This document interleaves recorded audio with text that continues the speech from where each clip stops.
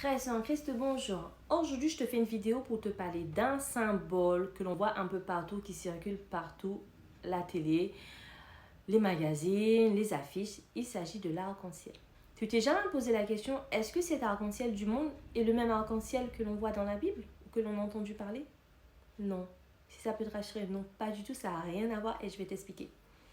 L'arc-en-ciel de la Bible est une promesse que Dieu a faite à Noé. Quand Dieu a détruit le monde, Dieu a promis à Noé qu'il ne détruirait plus le monde en utilisant les catastrophes naturelles. Donc Dieu a créé cet arc-en-ciel qui représente cette alliance, cette promesse qu'il a faite à Noé.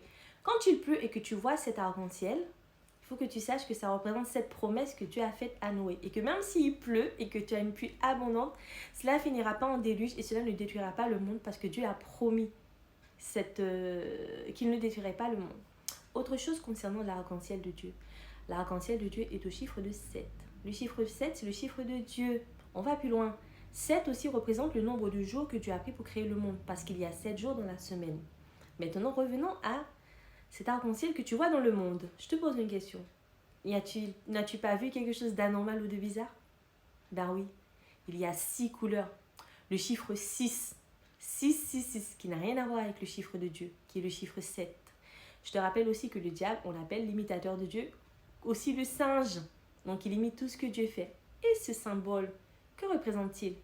La Bible dit que le symbole que représente cet arc-en-ciel du monde, c'est de l'abomination. J'espère que cette vidéo t'a édifié.